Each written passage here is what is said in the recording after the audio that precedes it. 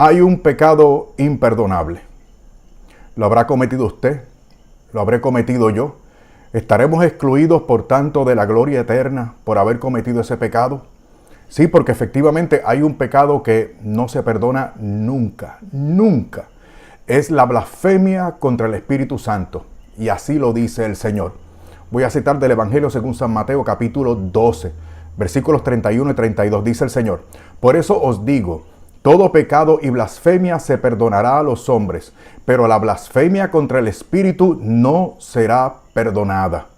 Y al que diga una palabra contra el Hijo del Hombre, se le perdonará. Pero al que la diga contra el Espíritu Santo, no se le perdonará, ni en este mundo, ni en el otro. Y lo interesante es que, según parece, la explicación acertada e incluso oficial que ha dado a la iglesia acerca de este pecado imperdonable no ha sido suficiente para expresar que este pecado se refiere a la actitud impenitente, es decir, sin arrepentimiento, de quien insiste hasta la muerte en la enemistad con Dios, resistiendo así la gracia que es la que nos hace posible el perdón de Dios. Ahí está la solución del asunto. Pero no ha sido suficiente, porque además de eso hay que atender la gran preocupación que esto ha generado en tantos creyentes, que se cuestionan si en efecto son culpables de ese pecado. Entonces me parece que las razones para esas preocupaciones es que las buenas explicaciones que ha dado la iglesia, repito, acertadas y oficiales, no han satisfecho o no son entendidas o no han consolado a muchos hermanos católicos y hermanos no separados. Pensaba que esto no era problema para los católicos, pensaba que era más que nada para los hermanos separados, porque ellos pues no tienen así, como diríamos, una autoridad magisterial con fundamento apostólico al que puedan recurrir para encontrar en algún texto una forma infalible de entenderlo verdaderamente, o por lo menos acertada desde el punto de vista bíblico y de la interpretación bíblica. En definitiva, también para muchos hermanos católicos, y por eso es que me veo la necesidad de hacer esto. Miren, mis hermanos, para los católicos y para los que nos están visitando, la iglesia se ha expresado oficialmente al respecto en el Catecismo de la Iglesia Católica en el número 1864. También una encíclica muy importante de San Juan Pablo II sobre el Espíritu Santo en la vida de la iglesia y en el mundo, específicamente el número 46. Aquellos de ustedes que quieran abundar sobre la posición oficial y correctísima por demás de la iglesia en cuanto a este pecado se refiere, por favor, refiérase a ello. Pero además descubro otra razón de ese problema nuestro, de no entender eso del pecado imperdonable. Y que, repito, quita la paz a muchísimos cristianos. Y es que me parece que no hemos explicado bien el texto bíblico en cuestión. Y eso es precisamente lo que vamos a hacer en esta enseñanza. El pasaje se encuentra en el Evangelio según San Mateo. Hay versiones también en Marcos y en Lucas. Pero me voy a concentrar en la versión de Mateo porque es abundante. Hay tela para cortar y para hacer más claro aún esta enseñanza y la interpretación correcta acerca de este problema, de ese pecado imperdonable. Repito, Mateo capítulo 12, versículos del 22 al 37. A propósito, vamos a ver cuatro puntos que nos van a aclarar lo que hay con respecto a este pecado imperdonable. Repito, vamos a atender la cuestión bíblica para ver si podemos atender la preocupación que quita la paz a tantos hermanos. Y en este sentido estoy seguro que los hermanos separados que nos están viendo y escuchando, que nos hacen el favor de visitarnos en esta comunidad, también van a recibir una buena dosis de paz. Primer punto, vamos a ver qué es blasfemia en sentido generalizado, pero también en sentido bíblico. Según el diccionario de la Real Academia Española de la Lengua, la blasfemia es una palabra o expresión gravemente injuriosas contra alguien o algo, entiéndase en este sentido, algo o alguien sagrado. Es una injuria, o sea, un delito o falta consistente que consiste en una imputación. La imputación de un hecho en menoscabo de su fama o estimación. Mire, es un delito, una palabra o ultraje de lo sagrado por malicia, con premeditación y de forma persistente. Inclusive el diccionario de la Real Academia nos aclara bastante en este sentido. Ahora bien, en sentido bíblico, si quieren, en sentido estrictamente bíblico, enfatizando el Nuevo Testamento, va más allá que ofender con palabrotas al Espíritu Santo. O sea, estamos hablando en sentido bíblico, estamos hablando, y esto lo hace claro San Juan Pablo II en la encíclica, cuando trata sobre esto, estamos hablando de una actitud maliciosa, adrede, que parte del corazón y que expresa una negación escandalosa de la obra salvadora de Dios en Cristo por el Espíritu Santo. Ya están viendo ustedes la gravedad de este asunto. Porque entonces estamos negando la correspondencia que hay entre la obra de convencimiento de pecado del Espíritu Santo y Jesucristo, que media para nosotros toda esa gracia. Lo avisó el Señor ya, esta conexión en el Evangelio de Lucas capítulo 4, cuando dice: el Espíritu del Señor está sobre mí, por lo cual me ha ungido para evangelizar a los pobres. El Espíritu del Señor está sobre mí y me ha ungido para evangelizar a los pobres. Me ha enviado para anunciar la redención a los cautivos y devolver la vista a los ciegos, para poner en libertad a los oprimidos y promulgar el año de gracia del Señor. Para que notemos ustedes y yo una vez más la conexión que hay entre la obra del Espíritu Santo y la mediación que de esa obra nos logra nuestro Señor y Jesucristo por sus méritos y por su sacrificio y por su muerte. Y ahora allá arriba en el cielo mediando para nosotros delante del Padre, para que nosotros recibamos todo este favor que nos quiere comunicar el Espíritu Santo. Dos preguntitas para usted. ¿Ha atribuido, a ver si ha cometido este pecado? Yo también me voy a examinar. ¿Ha atribuido usted al demonio alguna obra sanadora o liberadora del Espíritu Santo? En segundo lugar, otra pregunta. ¿Ha ofendido usted al Espíritu Santo con todo su corazón, por malicia, negándose incluso a la obra del Espíritu de señalarnos a Cristo como Señor, Dios y Salvador, y todavía persiste en ello? Si ese es su caso, usted está en este pecado o en ese pecado todavía, en este momento. Pero a eso vamos a dar solución en este video. Por favor, quédense. Los que son los cristófilos, miembros de este canal, es decir, suscriptores de este canal, saben que la mejor parte es la última, cuando vamos a aplicar todo esto.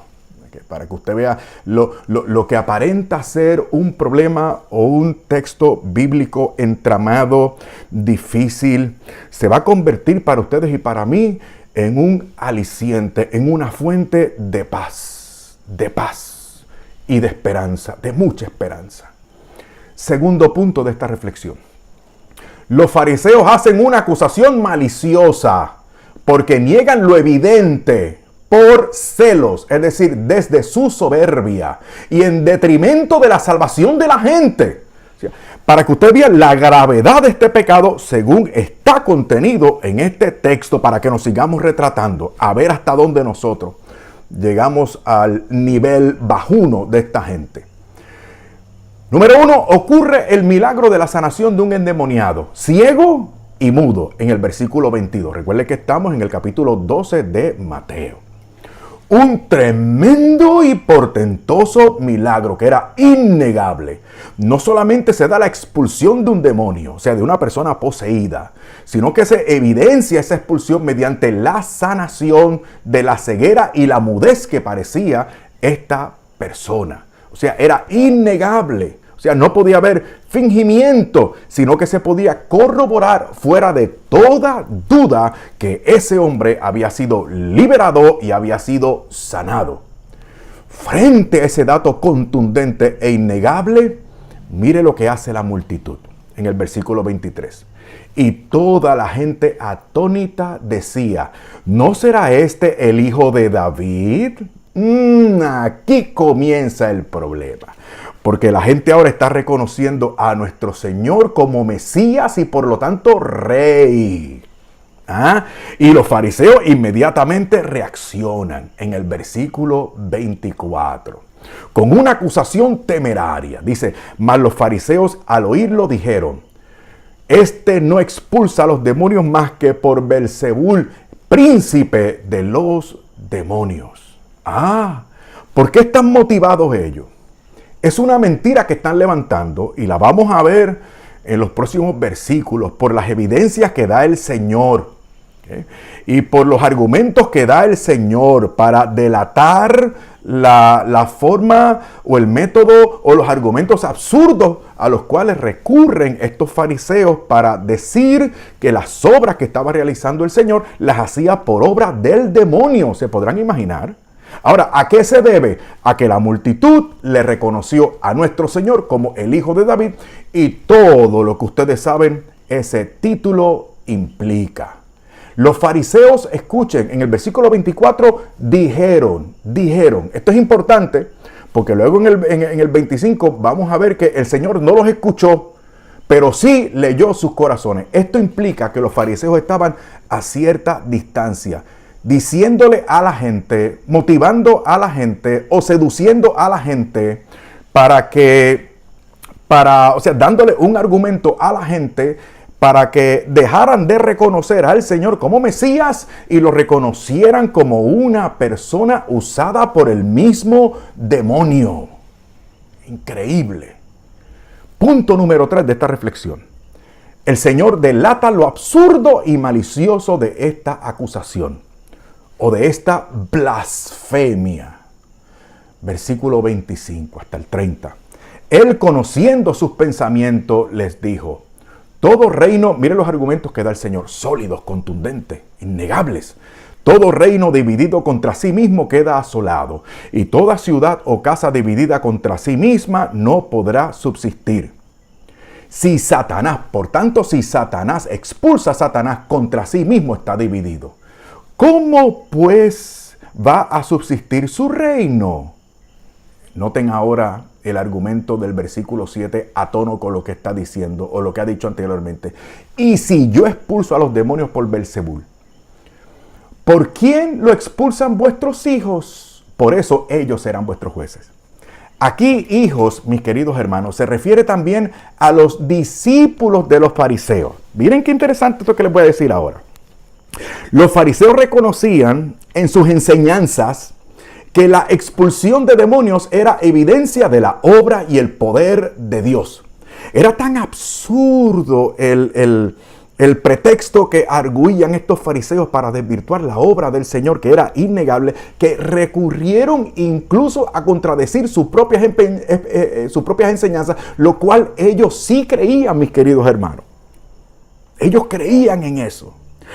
Y espere, y recuerde también que los fariseos, al contrario de otros grupos religiosos de la época, como los saduceos, herodianos y celotes, creían en milagros y los consideraban evidencia de la validez de la persona que los realizaba. Entonces, los milagros y este tipo de portentos, entonces, acreditaban a este tipo de personas. Por eso los fariseos veían con buenos ojos y motivaban y hasta tenían rituales para que sus discípulos de ellos hicieran exorcismos. Entonces, si era evidencia innegable de que se expulsaba a los demonios porque estaban yendo en contra del reino de Satanás, entonces la expulsión de un demonio no podía ser producto de la obra del diablo, ni de ningún demonio. Esto estaba contenido en las mismas enseñanzas de los fariseos.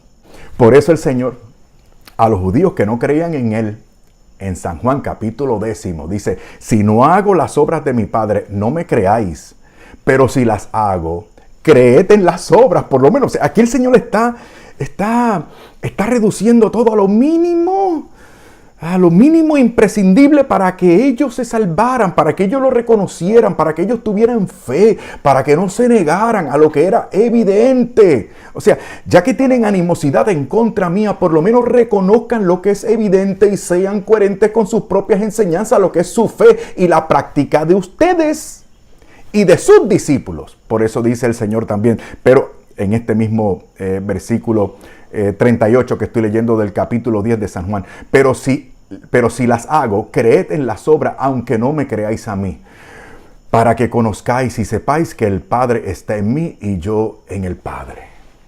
Las obras evidencian de que el Padre está en mí y yo estoy en el Padre. Creed en las obras. Analicen las evidencias. Hay aquí tanta tela para cortar, hermanos míos, porque usted y yo hemos tenido muchas evidencias del actuar y del poder de Dios en nuestras vidas y en las vidas de otra gente. Por eso nos encantan los testimonios. Pero los testimonios los vemos como de lejos, como que eso no es para mí, eso no me toca a mí. A mí no me ha pasado, me han pasado otras cosas, pero yo querría que me pasara lo otro. Estamos entonces como los fariseos. Danos un signo. Pero si el Señor ha dado mucho, no, da nosotros más. Queremos ahora un signo que baje del cielo, Por eso el Señor había dicho, en cuanto a la parábola esta de Lázaro y el hombre rico. O sea, si no le creen a Moisés y los profetas, no le van a creer a un muerto aunque resucite. Si usted que está viendo esta enseñanza, se está resistiendo a pesar de la evidencia, a pesar del obrar del Señor, a pesar incluso de lo que le está diciendo su corazón, a pesar de lo que usted sabe que es correcto, y usted se está resistiendo, mi querido hermano, entonces usted estaría demostrando que tiene un corazón duro, reticente. Ahí no puede entrar el Espíritu, my friend. Ahí no puede entrar el Espíritu. A ver, por eso me gusta tratar de la Escritura y citar la Escritura, porque está en la espada, He orado mucho a ver si Dios toca sus corazones, si esta palabra penetra en ustedes, mis hermanos, y los discierne y los delata. Y el Espíritu Santo los convence de pecado. A ver si de esta enseñanza podemos salir todos, ustedes y yo también, que soy un pobre y miserable pecador, reconciliados con el Señor. O sea, si sus milagros y exorcismos del Señor venían de Dios y anunciaban el reino del Mesías, Él era el Rey, el Mesías, el Salvador. Pues eso mismo incluso, miren qué interesante, para seguir añadiendo evidencia. Esto mismo que estaba pasando, que los fariseos negaban o que no querían reconocer, era lo mismo que habían anunciado los profetas. Isaías, refiérase a la pantalla, ahí voy a poner los textos bíblicos, Isaías, Jeremías y Zacarías, entre otros. Pero en la pantalla voy a poner esos tres para no cargarlos mucho a ustedes, mis queridos hermanos. La multitud sabía lo que habían señalado los profetas, las evidencias, las pruebas que habían dado los profetas para anunciar y señalar al Mesías. Y los fariseos también. Por eso la versión de Marcos añade a este grupo de fariseos los escribas, que eran los biblistas de la época, mis queridos hermanos.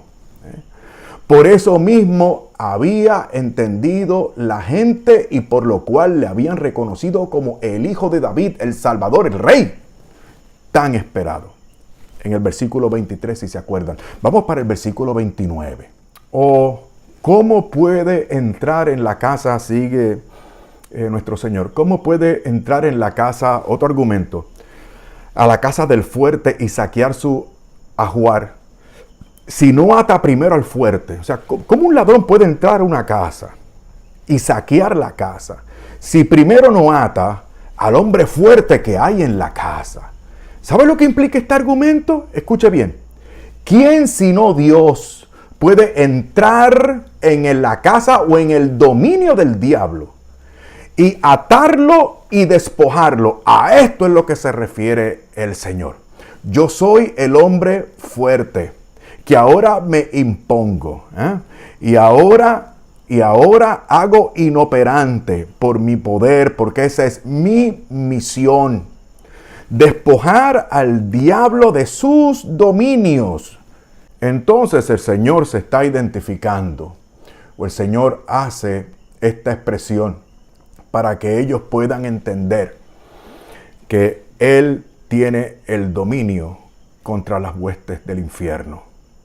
Por eso Hebreos capítulo 2, miren cómo el Señor se identifica todo esto más, o cómo el Nuevo Testamento identifica todo esto. Dice Hebreos capítulo 2, porque si como los hijos comparten la sangre y la carne, también Él participó de ellas, el Señor Jesús, el Verbo encarnado, participó de nuestra naturaleza para destruir, sigo citando, para destruir con la muerte al que tenía el poder de la muerte, es decir, al diablo, y liberar así a todos los que con él, a todos los que con el miedo a la muerte estaban toda la vida sujetos a esclavitud. Entonces el Nuevo Testamento, específicamente estos 2 versículos de la carta a los Hebreos, matizan esto también. El Señor entonces ocupa esta casa nuestra para apresar, para atar el demonio y entonces poder hacer su obra, porque ya el diablo no es obstáculo. Por eso también se añade en el capítulo 10 de Lucas, cuando el Señor da potestad a aquellos 70 discípulos. ¿Se acuerdan cuando los manda a predicar el evangelio? Dicen ellos le dijeron al Señor: Señor, hasta los demonios se nos someten en tu nombre. Les dijo el Señor entonces: veía yo a Satanás caer del cielo como un rayo. Y esto hace referencia al libro de Job. ¿Se acuerdan cuando Satanás tenía acceso a la presencia de Dios para acusar a Job? Para ir en contra de Job. Pues entonces, mire qué bonito esto. Entonces el demonio es arrojado, ¿okay?, de la potestad que tenía, porque se la habíamos dado nosotros, para que nos perjudicara y nos pusiera en malos términos con el Señor. Y ese diablo que nos ponía en malos términos con el Señor cayó del cielo como un rayo.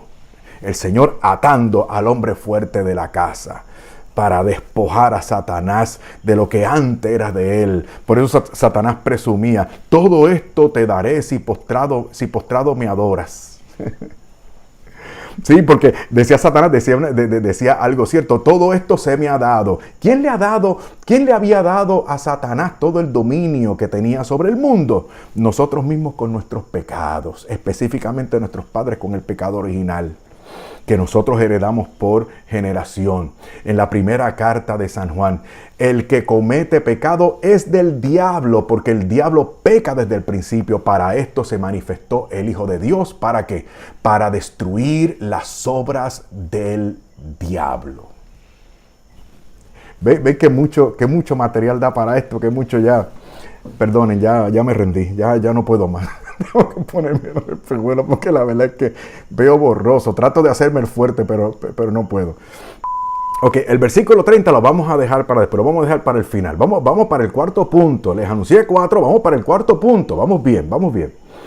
En el punto número 4 vamos a analizar el anatema que pronuncia el Señor. Esa es la palabra, el anatema. Anatema, el anatema que pronuncia el Señor en contra de estos impenitentes que escandalizaban a la gente. O sea, no solamente se perdían ellos, sino que hacían lo posible porque los demás se perdieran también. Y por eso inventaban excusas que ellos mismos sabían que no tenían ninguna cabida en la lógica, ni siquiera en la fe que ellos mismos enseñaban y creían. Por eso el Señor tiene que pronunciar el anatema. En el Antiguo Testamento, quiero que sepa, como ustedes saben muy bien, en el Antiguo Testamento, el anatema es una condena al exterminio total de las personas y cosas afectadas por la maldición de Dios. Estamos viendo desde el punto de vista bíblico y desde el punto de vista de la teología bíblica también. Este anatema que lanzó el Señor, y por eso es que muchas personas se preocupan por esos 2 versículos que citamos al principio, 31 y 32. Cuando el Señor habla de este pecado imperdonable, es tan malo este pecado, es tan vil, según estamos viendo que relata este texto completo, todo en su contexto, que el Señor se ve en la obligación de lanzar el anatema, la excomunión a estos fariseos. Mire, es que el Señor es un buen pastor, el Señor es un buen pastor. O sea, cuando hay una excomunión, cuando hay un anatema, no es para que la gente se condene, sino para que la gente recapacite, mis queridos hermanos. Por eso tiene que haber corrección. El pastor tiene que corregir. Tiene que corregir para ser como Jesucristo. O sea, corrigió a esta gente mala. ¿Para qué? Para preservar a los buenos, para preservar a los buenos. Eso es lo que deben aprender nuestros pastores católicos, mis queridos hermanos. Bendito sea el Señor. O sea, el anatema se lanza contra un sujeto u objeto maldito, que desde entonces, desde la pronunciación del anatema, se convierte en una persona maldita, en una persona proscrita, en una persona excluida. Vean ustedes ahora los famosos versículos 31 y 32. Por eso le digo, citamos al principio, ¿se acuerdan? Todo pecado y blasfemia se perdonará a los hombres, pero la blasfemia contra el Espíritu no se perdonará. Y al que diga una palabra contra el Hijo del Hombre, se le perdonará. Pero al que la diga contra el Espíritu Santo, no se le perdonará ni en este mundo, ni en el otro, ni en el otro. Aguántenselo ahí los apologetas que me están viendo y escuchando. No vamos a hablar del purgatorio aquí. Tranquilo, tranquilo. Estamos en el tema. Ok. ¿Vieron estos dos versículos que cité de nuevo? Ok. Tengamos ahora muy presente que el tema o situación, esta situación continúa en los próximos 5 versículos, del 33 al 37. Vamos a pasarlos por alto porque son más argumentos. ¿Okay? No quiero tomarle mucho tiempo. Pero el tema de esta enseñanza, ¿okay?, de este pecado imperdonable señalado en esos 2 versículos que acabamos de citar, se resuelve de forma definitiva en los versículos 36 y 37. Ahora vamos a darle solución a todo esto. Escuche bien. Cuando lo vemos en el contexto, mis queridos hermanos, cuando nos tomamos el trabajo de hacer esto y somos responsables y estamos en sintonía con la revelación, con el depósito de la fe, descubrimos todas estas cosas en la Sagrada Escritura para que haya paz, ¿okay? Y para que si no sentimos esa paz, entonces es la obra del Espíritu Santo que nos está delatando. Entonces no actuemos como los fariseos, ¿okay?, y sometámonos ante la evidencia. ¿Okay? Versículos 36 y 37 para resolver el asunto. Os digo que de toda palabra ociosa que hablen los hombres, darán cuenta en el día del juicio. ¿Quiénes van a dar cuenta en el día del juicio? ¿Quiénes son los que van a ser condenados en el día del juicio? Los que llegan a la muerte sin arrepentimiento ni conversión. Añade el versículo 7 para que vean que es así. Porque por tus palabras serás declarado justo y por tus palabras serás condenado. ¿Acaso en el juicio final hay oportunidad para decir una palabra o hacer una confesión del señorío, un sometimiento del señorío, arrepentimiento, conversión y cambio de vida en el más allá? No, por lo tanto, claramente se está hablando de que los que van a ser reprobados, estos que van a ser reprobados, los que van a ser reprobados, van a dar cuenta en el juicio por lo que hicieron hasta el momento en que transitaron de este mundo al otro. Entonces usted y yo tenemos oportunidad todavía. Usted y yo tenemos oportunidad todavía. Y como ustedes saben, mis queridos y alocados suscriptores, que el fundamento teológico básico fundamental de esta comunidad es que la fe cristiana es integrada, no fragmentada. Vamos a verlo a la luz de otros textos para que ustedes vean que al fin de cuentas lo que la iglesia nos ha dicho en términos de la realidad y de lo que significa este pecado y cuál es el remedio, si es que hay remedio, es totalmente acertada. Vamos para Mateo, capítulo 7, versículo 23. Por favor, escuchen con atención. Entonces yo declararé, otra versión dice, diré claramente. O sea, esto es definitivo. Ante ellos diré claramente, lo voy a declarar. Declaración solemne. Sigo citando. Jamás os he conocido. Pendiente para lo que viene ahora. Jamás os he conocido. Pero otras versiones lo traducen como jamás les conocí, le conocí. Esa también es una buena traducción porque traduce bien el original Esa palabra que traduce por mediante la frase os he conocido o conocí, implica un conocimiento absoluto, absoluto. El Señor dirá en el día del juicio, nunca les conocí de forma total, o sea, no tuve intimidad. O sea, no me relacioné con ustedes, o ustedes no se relacionaron conmigo. Por lo tanto, apartaos de mí los que obráis la iniquidad. ¿Quiénes son los que obran iniquidad mientras están vivos? Mientras están vivos.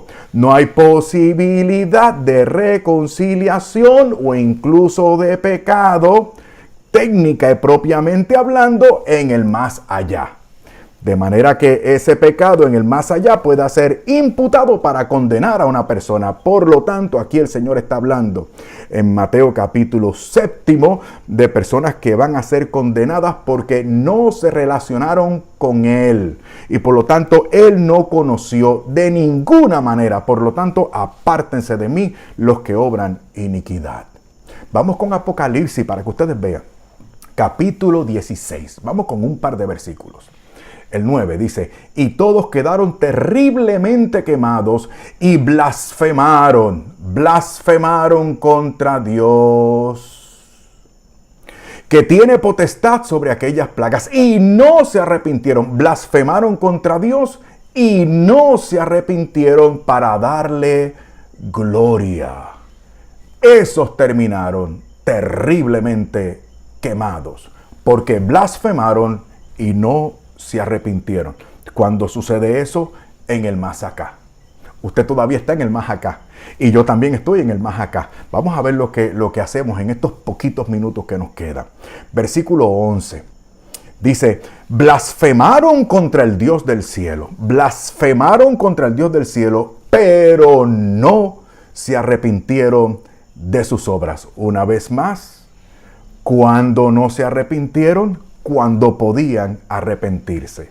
Por eso las blasfemias contra Dios no se pudieron perdonar porque no hubo arrepentimiento de su parte.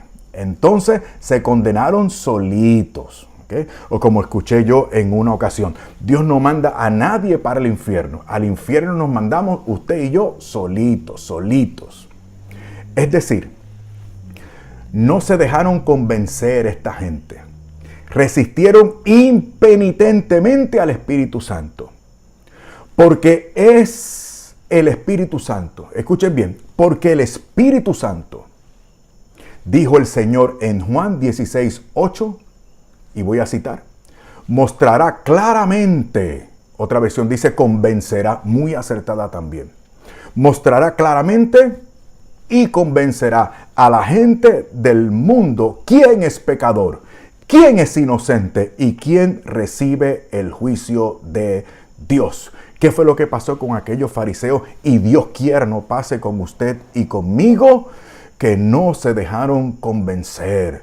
Que el Señor nos muestra claramente. El Señor nos invita, pero no queremos. ¿Por qué? ¿Sabrá Dios si es por lo mismo que los fariseos no le querían reconocer? Por soberbia.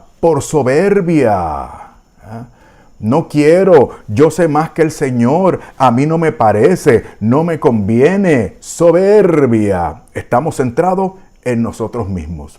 Entonces, podemos comprobar que las interpretaciones oficiales de la iglesia sobre este texto son correctas. Y ahora voy a citar el Catecismo, número 1864. Catecismo de la Iglesia Católica, número 1864. Sobre el pecado contra el Espíritu Santo, sobre esto que estamos hablando, dice el Catecismo. No hay límites a la misericordia de Dios. Haya paz. No hay límites para la misericordia de Dios. Pero quien se niega deliberadamente a acoger la misericordia de Dios mediante el arrepentimiento, rechaza el perdón de sus pecados y la salvación ofrecida por el Espíritu Santo. Y no me aguanto, tengo que decir esto. Esto lo toma el Catecismo de la encíclica que había dicho de San Juan Pablo II, creo que fue en 1986, sobre el Espíritu Santo en el número 46. Ojalá ustedes leyeran esto, porque el Papa San Juan Pablo II se está refiriendo, para hablar sobre esto mismo, se está refiriendo a los estudios bíblicos mejor logrados. O sea, el Papa hace énfasis en la exégesis bíblica, o sea, en los estudios bíblicos más avanzados, que recogen todos los textos bíblicos, recogen toda la sapiencia, recurren y repasan todo lo que se ha investigado y profundizado de la Sagrada Escritura. Todo ese caudal de conocimiento en cuanto a este tema se refiere, expresado en estas palabras del catecismo, recogiendo otras palabras que utiliza el Papa, mucho más elaborado, por supuesto, en la mencionada encíclica. Y ahora concluye el catecismo. Semejante endurecimiento puede conducir a la condenación final y a la perdición eterna. Bendito sea el Señor. Ay, nos libre. Entonces, vamos a seguir aclarando. Lo específico del pecado contra el Espíritu Santo. Alguno estará pensando, chico, te estás hablando de algo tan terrible. ¿Cómo es posible que te rías? Me río por la misericordia de Dios. Me le río en la cara al diablo, mis queridos hermanos. Porque el Señor se ha metido en el dominio, en la casa del diablo. Lo ha atado y lo ha despojado. Y me invita a su casa, Entonces, ¿qué es lo que tengo que hacer yo? Lo mismo que le voy a recomendar a usted. Sea humilde, no sea presuntuoso, no sea soberbio. No sea fariseo, abandone esa actitud. Sigamos. Lo específico del pecado contra el Espíritu Santo consiste en 3 cosas, para seguir aclarando, 3 cosas. Primera, impenitencia. No me arrepiento. ¿De qué? ¿De qué me voy a arrepentir? Yo no le hago daño a nadie. Ay, Dios mío. Y si alguno ha pecado, ¿qué es lo que dice San Juan? Si alguno ha pecado, ¿qué es lo que le está diciendo mentiroso al Señor? Mucho cuidado. Puede estar usted cometiendo este pecado terrible. Mucho cuidado. Primero, impenitencia. Segundo, rechazo a la conversión. ¿Cambiar de qué? ¿Dejar qué? ¿Para qué? No quiero, no me conviene. Es que yo no lo siento. Y como yo no lo siento, yo no lo hago porque yo no soy hipócrita. Estamos como los fariseos de este relato, buscando excusas que usted muy bien sabe con su mente y en su corazón que son excusas baratas. Así que delante del Señor no se luzca. Delante del Señor no se dé pompa, o sea, no se haga porras. O sea, delante del Señor usted humíllese, usted es una criatura. ¿Qué sabe usted? ¿Qué puedo yo con esta mentecita? Escrutar los pensamientos y el corazón de Dios, ¿eh? Para dictarle a Dios la pauta de lo que tiene que hacer y de lo que es correcto y de lo que es verdadero. Ay, mi hermano, usted no tiene salvación. Usted está cometiendo este pecado. Tenga mucho cuidado. En tercer lugar, la dureza del corazón. Con muy buenas excusas que tenemos. Es que mira lo que me hicieron. Es que mira cómo son. Yo no me lo merecía. Pero es que ahí está la vieja hipócrita que hace orilla. Yo para allá no regreso. Bueno, pero es que hay otra comunidad. Son todas iguales. Usted está endureciendo su corazón. Usted va camino a la perdición. Tenga mucho cuidado. Entonces, por estas 3 cositas que he dicho, por estos 3 puntos, entonces resulta que no es imperdonable ese pecado, sino que uno mismo lo hace imperdonable. Pero ¿sabe qué? Hay que estar en Cristo Jesús y ser dóciles a las mociones del Espíritu. Ahí está la solución, querido mío. Por eso en la carta a los Romanos, el apóstol San Pablo, todo el capítulo 7 está hablando de esa lucha contra el pecado. Y entonces la solución arranca en el capítulo 8. Uno de mis capítulos bíblicos preferidos, mis queridos hermanos. Mira lo que dice el apóstol, inspirado por el Espíritu Santo. no hay ya ninguna condenación. No hay ninguna condenación. Para los que están en Cristo Jesús. ¿Qué significa para los que están en Cristo Jesús? Los que están en Cristo Jesús son los que se arrepienten y hacen penitencia. Son los que se convierten y colaboran con la gracia divina.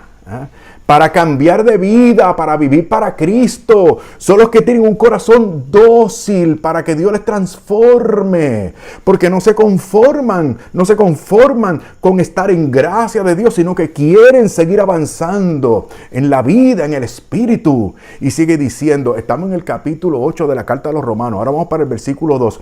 Porque la ley del Espíritu, de ese Espíritu que Dios quiere, usted no resista, no se resista, no se resista. Porque la ley del Espíritu de la vida que está en Cristo Jesús, te ha liberado de la ley del pecado y de la muerte.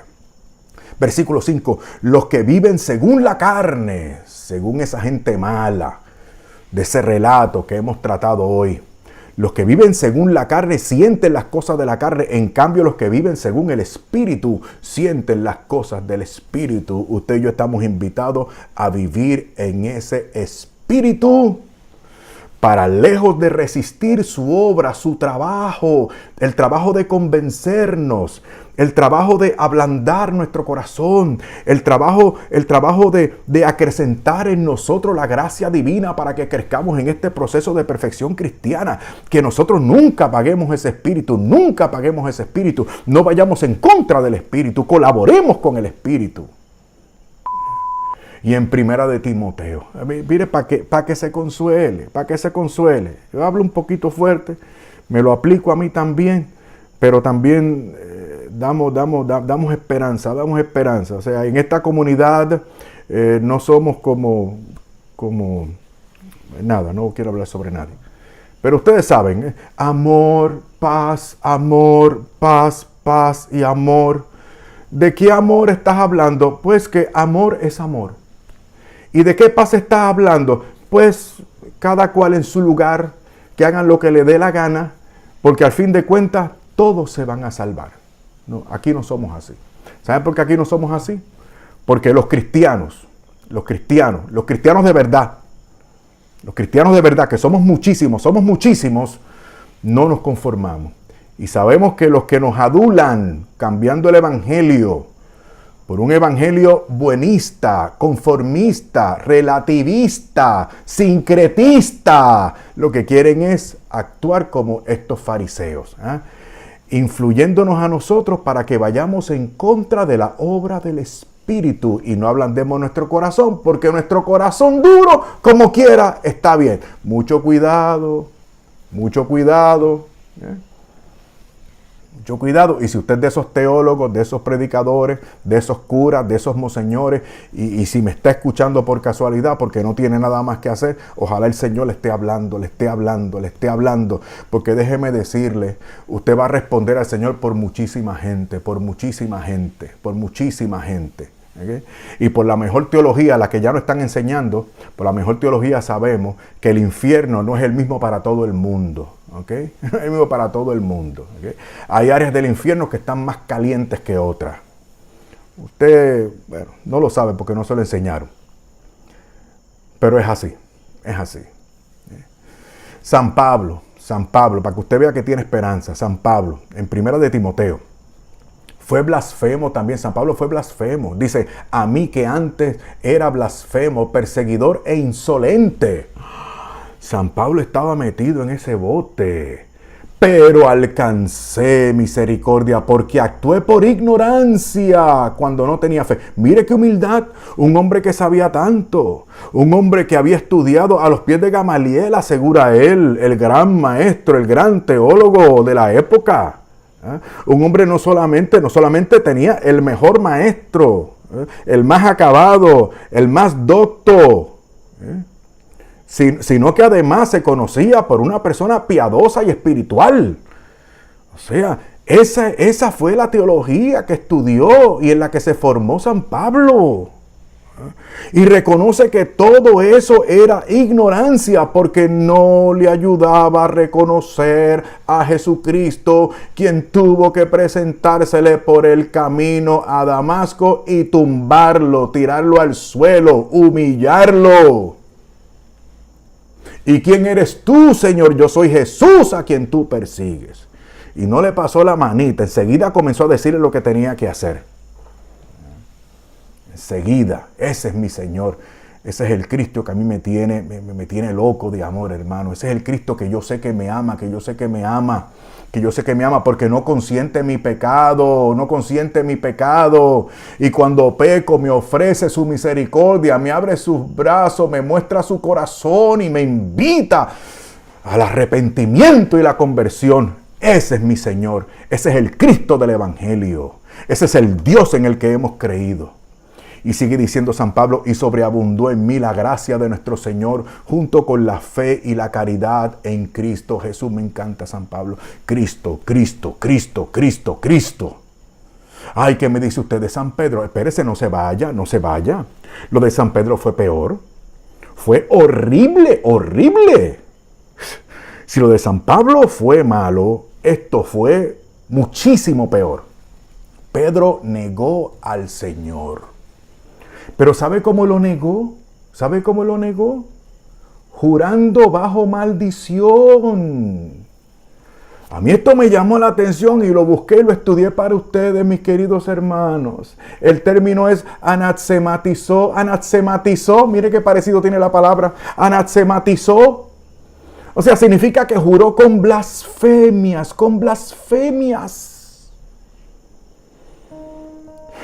Pero el Señor lo miró. Ahí está la diferencia. Ven ustedes, el Señor lo miró. Y Pedro se arrepintió.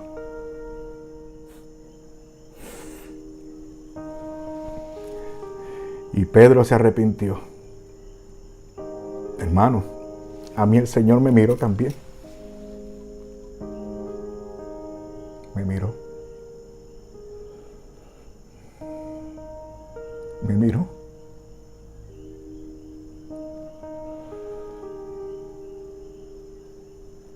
Y me di cuenta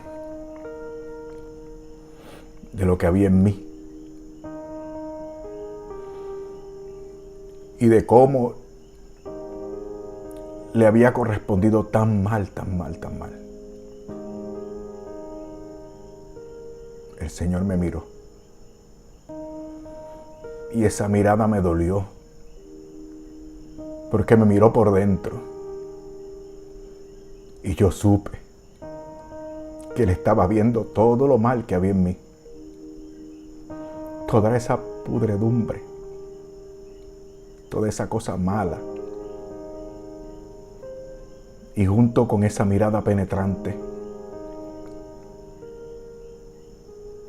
me concedió su misericordia. Y me dio una nueva oportunidad.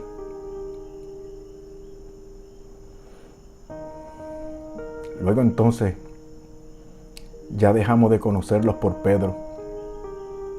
Y ahora la conocemos como San Pedro. Y ahora en el capítulo 3 de los Hechos, Pedro le saca en cara a aquella gente. Ustedes negaron al autor de la vida. Pero ¿cómo es eso posible? ¿Por qué le saca en cara algo que él mismo, Pedro, había hecho peor? Y la respuesta para él, y la respuesta para nosotros, para usted, para mí es: de modo que si alguno está en Cristo, San Pablo en la segunda carta a los Corintios, si alguno está en Cristo, nueva criatura es. Las cosas viejas pasaron. He aquí, todas son hechas nuevas. Entonces, toma posición hoy. My friend, escucha, toma una posición hoy. El Señor te está mirando. Escúchalo. Por eso ahora el versículo 30 de aquel capítulo 12 de Mateo que habíamos dejado, ¿se acuerdan? Para el final. El que no está conmigo está contra mí, dice el Señor. y el que no recoge conmigo, desparrama. ¿De qué lado está usted? Usted tiene que decidir. Deje la soberbia. No lo posponga. Es ahora o nunca. Es ahora o nunca. ¿Quién sabe si no haya mañana? ¿Quién sabe si ya mismo, cuando menos usted lo espera, se encuentre en el juicio? En el juicio delante del juez justo y santo, ante el cual usted va a tener que responder. Dios tenga misericordia de nuestras almas. Este video y este canal y demás ministerios de predicación y enseñanza son posibles gracias a nuestros bienhechores. A ustedes, hermanos bienhechores, desde lo más profundo de mi corazón, mi más sincera expresión de gratitud. Ustedes son los que hacen posible que esto se lleve a cabo. Y si tú, hermano y hermana, te quieres unir a nuestros bienhechores y aprovechar los beneficios que les ofrecemos, por favor, ve a la descripción de este video y sírvete del enlace o link de PayPal. Puedes ofrendar de una vez o mensualmente. No te preocupes porque el mismo sistema de PayPal te ayuda. Es muy fácil y muy seguro. En la descripción de este video lo encuentras todo, incluyendo la lista de beneficios para nuestros bienhechores. Y por favor, reza por mí, para que me comporte siempre a la altura de lo que predico. Y estemos muy pendientes, porque ya mismo tendremos otra enseñanza como esta. Así que, si Dios lo permite y lo dispone, nos vamos a ver muy pronto. Una vez más, muchísimas gracias.